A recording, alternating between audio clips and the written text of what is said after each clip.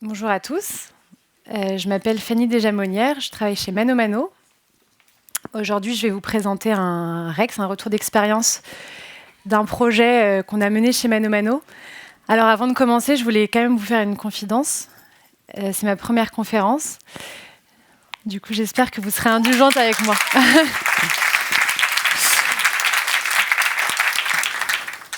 En tout cas, je suis ravie d'être ici avec vous pour vous présenter mon retour d'expérience chez Mano Mano. Mano Mano, pour ceux qui ne connaissent pas, c'est une place de marché en jardinage, bricolage et aménagement d'intérieur qui s'est lancée il y a un peu plus de 10 ans, qui a connu une hyper-croissance ces dernières années. Maintenant, c'est 5 pays, c'est 2 marchés. On a aussi une offre pour les pros.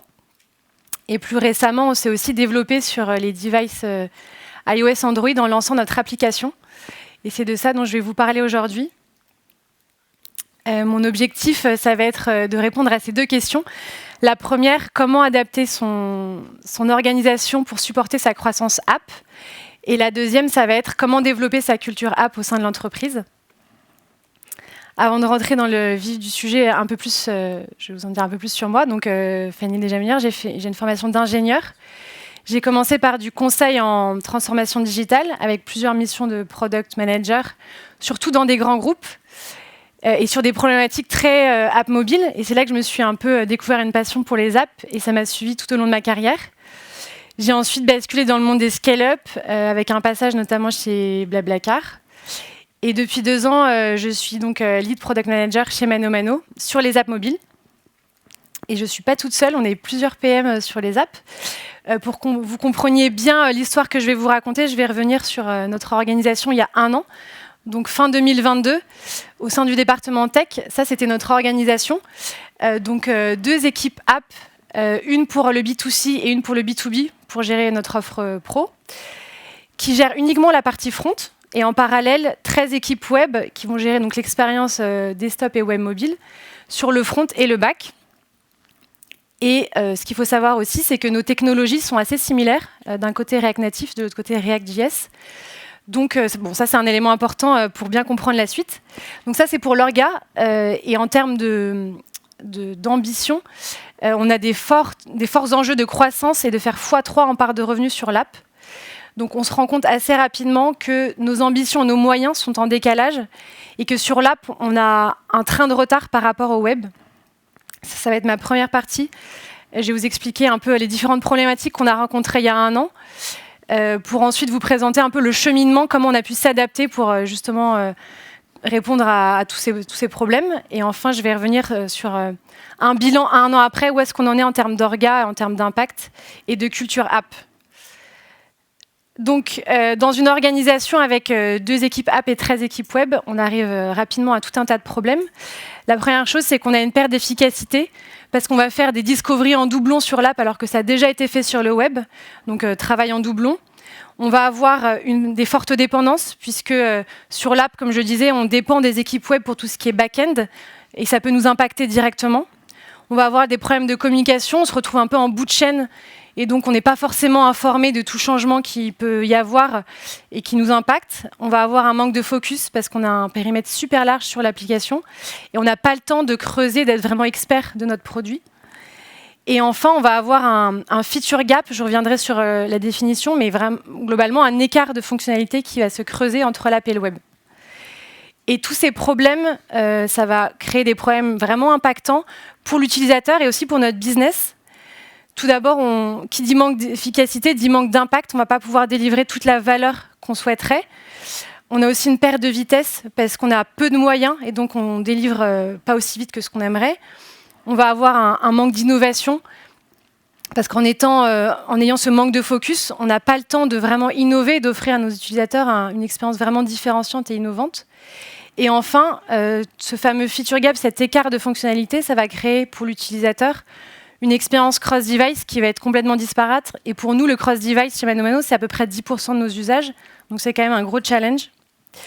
Donc, face à toutes ces problématiques, on s'est dit qu'on avait besoin d'évoluer pour répondre à nos ambitions fortes de croissance. Et heureusement, on avait des solutions. sinon je ne serais pas là aujourd'hui.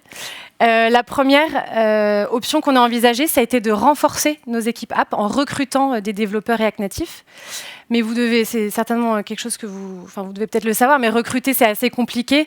Donc voilà, pour des raisons de coût, c'est une option qu'on n'a pas creusée, qu'on a même mise de côté assez rapidement.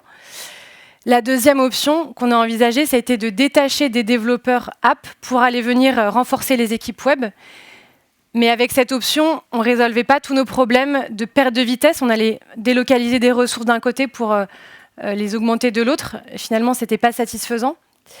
Et la troisième option, vous l'aurez compris, qui était la plus intéressante pour nous, ça a été de former les équipes web à développer directement sur l'app. Et ça a été possible justement parce que nos technologies étaient similaires, je l'expliquais au début. Donc, on ne partait pas de zéro pour former les développeurs. Donc, on a décidé d'adapter notre organisation, de conserver ces 2 équipes core app et de mobiliser les 13 équipes web pour développer en cross-device.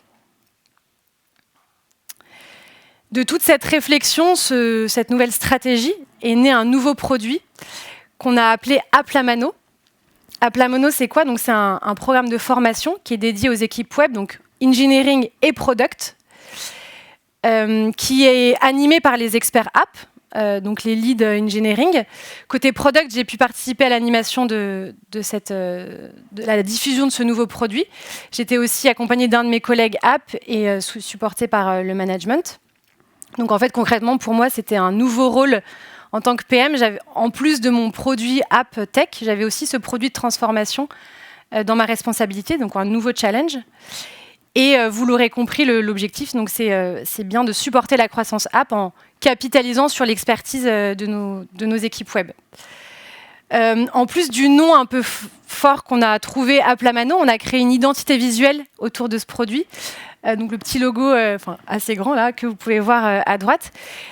Toute cette identité visuelle, ça a vraiment permis d'engager une communauté autour de ce nouveau produit et de vraiment engager les personnes qu'on allait embarquer.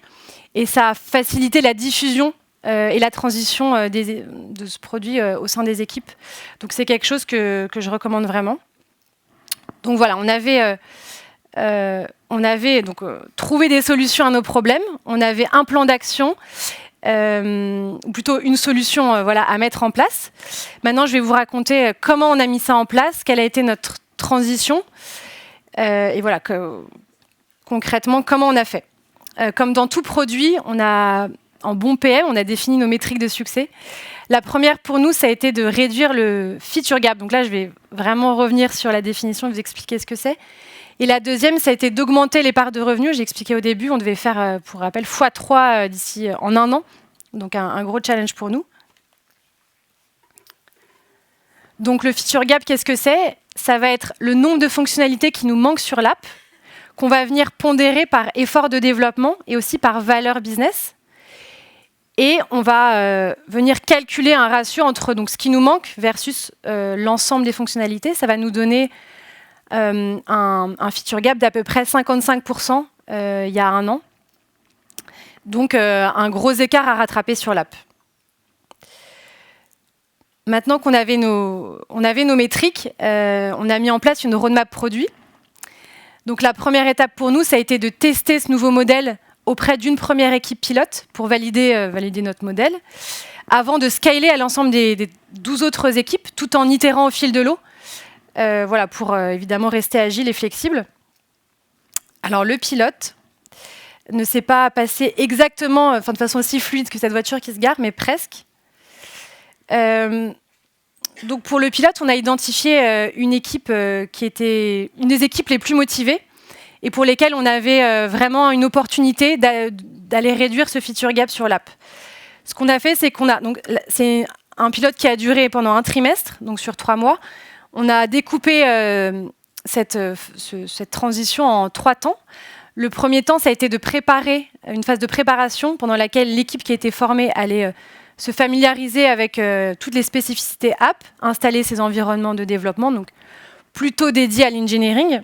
Deuxième phase, c'était la phase de formation, donc à la fois pour l'engineering et pour le product, suivre des cours en ligne pour les développeurs, aussi des ateliers en présentiel. Et pour les product managers, j'ai pu mener à bien 3 ateliers de formation avec le PM qu'on avait à former.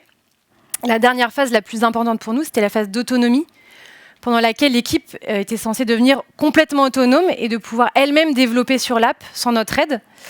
Et on avait même un key result qui était de développer sa première feature en production. Et ça a été un succès puisque l'équipe qu'on a formée a pu développer sa première feature. Là, sur la capture d'écran, vous pouvez voir, ça c'est notre page de filtre sur l'application. On n'avait pas encore ce qui encadrait le tri par meilleure note.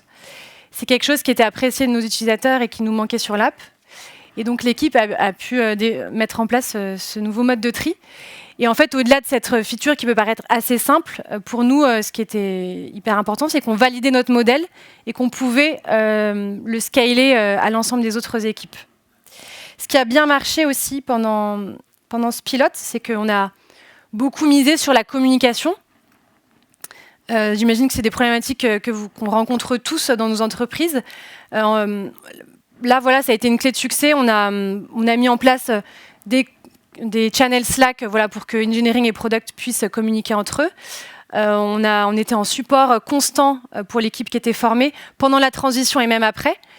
Moi, je travaillais avec le PM, on se voyait quasiment quotidiennement au bureau, donc c'était vraiment le moment d'échanger de façon même informelle pour s'adapter, voilà, comment ça marche avec l'équipe, qu'est-ce qu'il faut changer, etc. Donc voilà, favoriser les échanges, ça nous a vraiment permis de garantir le succès et de mener à bien ce pilote. Donc, on pouvait scaler à l'ensemble des 12 autres équipes, comme je disais.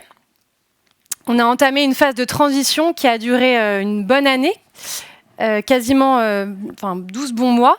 Donc il nous restait 12 équipes à former, c'était à peu près 100 personnes. Donc pour ventiler la charge, on a décidé de former 3 nouvelles équipes à chaque trimestre et de vraiment répartir ça sur 12 mois. En répétant les 3 temps, donc préparation, formation, autonomie pour chaque équipe. Et alors, on peut se demander comment on sélectionne ces équipes, comment on sélectionne les premières équipes à former. Alors, on sélectionnait d'abord les équipes motivées, forcément, et on raisonnait aussi par impact. On choisissait les équipes pour lesquelles on avait des opportunités de réduire ce fameux feature gap. Et effectivement, à la fin de la transition, il nous restait les équipes un peu plus réticentes, soit parce que moins de bandes passantes, soit parce que plus réticentes au changement. Donc là, c'était plus de négociations avec les équipes pour les intégrer dans la transition. Mais on a quand même réussi à onboarder tout le monde. Et on avait nos 13 équipes formées au bout d'1 an, avec pour chacune d'elles la petite fonctionnalité développée. Donc ça a été un vrai succès pour nous. 2 clés de succès qui nous ont permis de mener à bien cette transition. Tout d'abord, on s'est rapidement rendu compte qu'on arrivait avec une organisation de plus en plus complexe. On se retrouvait avec de plus en plus d'équipes qui développaient au même endroit, qui touchaient des périmètres assez semblables. Donc, on s'est rendu compte qu'il nous manquait de la documentation, il nous manquait des process pour simplifier l'organisation. Par exemple, chez ManoMano, notre process de release sur les apps, c'est toutes les 2 semaines. Notre cadence de release, c'est toutes les 2 semaines, donc ça revient très vite. Et on n'avait pas de planning de release. Donc on a dû mettre ça en place pour que ça soit clair pour chacun. Voilà, jour par jour, on explique comment va se passer la release et on évite de se marcher sur les pieds et on évite les problèmes de communication entre nous. On a aussi mis en place des plannings d'A/B tests pour que chaque PM puisse être au courant des tests de chacun et puisse être plus au fait et moins gêné pour lancer son test. Et on a aussi renforcé nos sessions de testing en incluant toutes les équipes, en mieux documentant et processant nos sessions de test pour que ça se passe mieux, qu'on évite les régressions et que tout soit plus clair. Une deuxième chose aussi qui a bien marché, ça c'est peut-être une problématique que vous avez aussi dans vos équipes produits, ça a été de clarifier les scopes. On était maintenant 15 équipes qui développaient sur l'application. Il fallait vraiment qu'on écrive noir sur blanc le périmètre de chacun pour que ça soit clair pour tout le monde, qui fait quoi et qui est responsable de quelle partie. Ça, c'est quelque chose qu'on est encore en train de finaliser, Mais de vraiment mettre ça au clair, ça permet de simplifier, d'éviter tout problème de « ah non, c'est pas dans mon périmètre, donc j'y touche pas », etc. Donc ça, c'est voilà, quelque chose qui a vraiment bien marché aussi. Et je me rends compte que j'ai complètement oublié de vous parler du design. Je ne sais pas si vous l'aurez remarqué, je parle de engineering product depuis le début. Je n'ai pas encore mentionné le design parce que c'était un de nos échecs pendant cette transition.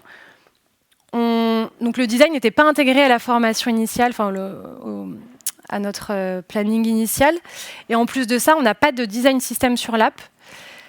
Et donc on s'est retrouvé avec une fonctionnalité mise en production par une des équipes qui avait été formée, qui était complètement en décalage avec le reste de l'expérience. Voilà, le design n'était pas du tout homogène avec le reste. Bon, du coup, on a pu trouver des solutions, on les a intégrées au programme, on s'est rendu compte qu'il fallait quand même former les designers pour leur expliquer nos différentes spécificités. En plus, on n'avait pas de design system. Et au-delà de cet échec, pour nous, le learning, c'était vraiment que ce trio engineering, product et design, il est vraiment essentiel dans ce genre de transition. Et c'est vraiment là-dessus qu'il faut miser. Et c'est une collaboration qu'il faut vraiment pas, qu'il faut vraiment conserver, quoi. Donc, maintenant que je vous ai expliqué notre transition, je vais revenir un peu sur un bilan un an après. Où est-ce qu'on en est fin 2023, maintenant qu'on a transitionné en termes d'orga, en termes de culture. Alors, à quoi ressemble notre organisation un an après? Pour rappel, en 2022, c'était ça. Et en 2023, on voit qu'on n'est plus 2 équipes à développer sur les apps, mais bien 15 équipes.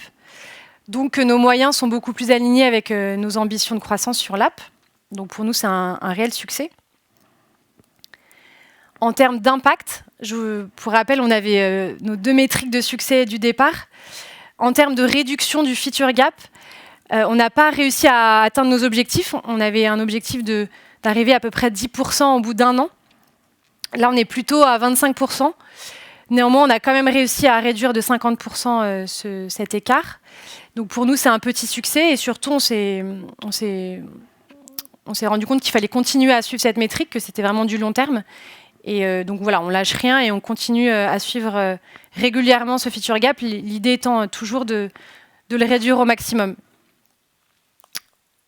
Je voulais vous montrer un peu des features phares qui ont été mises en place par nos équipes, les équipes qui ont été formées. À gauche, vous pouvez voir qu'on est passé, en fait, donc c'est notre page de résultats de recherche, on est passé d'un bouton de filtre flottant quasiment invisible à une barre de filtre beaucoup plus visible tout en haut de l'écran. Au milieu, c'est nos fiches produits. On avait déjà une brique pour mettre en avant les avis, donc les notes que laissent nos utilisateurs sur les produits. Et l'équipe qui a été formée a pu mettre en place des notes par caractéristiques techniques. Donc ça, c'est quelque chose qu'on utilise beaucoup en étant spécialiste du bricolage. Et à droite, ça a été la feature phare, c'est la mise en place du chat dans notre application. Le chat, c'est ce qui permet à nos clients de discuter avec des agents experts du bricolage et à mieux faire leur choix sur leurs produits ou même pour les aider à réaliser leur projet de bricolage. Et donc ça a été vraiment un super win pour nous. Notre deuxième métrique, c'était les parts de revenus.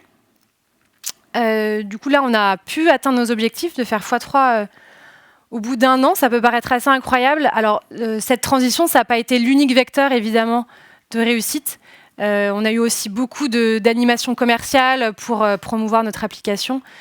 Néanmoins, ça a quand même été un vecteur important. Et donc, on est plutôt fiers d'avoir atteint nos objectifs là-dessus. Je vais terminer par vous parler de la culture app. J'en parlais un peu au début. Donc, je vous ai expliqué qu'on a formé des product managers. Maintenant, les équipes web avaient l'app dans leur périmètre. Elles étaient responsables d'une nouvelle partie du produit. Maintenant, on s'est rendu compte qu'il fallait aussi gérer l'après-transition. c'était bien beau d'avoir l'app dans son périmètre, mais il fallait aussi s'assurer que l'app soit bien priorisée à chaque roadmap, à chaque trimestre. On puisse accélérer sur la réduction de ce fameux feature gap. Et donc, j'ai eu vraiment un rôle d'influenceur auprès de ces équipes, d'aller influencer avant chaque roadmap, chaque trimestre, pour justement négocier, pour rappeler qu'on était à tant de % du feature gap, qu'on avait tel élément qui nous manquait, qu'il fallait prioriser telle chose. Donc, j'ai eu vraiment ce rôle de négociateur auprès des équipes, un peu de référent aussi.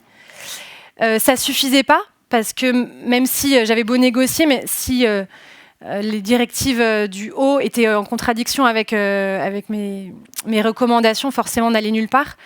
Donc, j'ai eu aussi un rôle d'aller convaincre le management. Je ne sais pas si c'est quelque chose que vous faites, d'aller convaincre votre manager, d'aller influencer votre manager.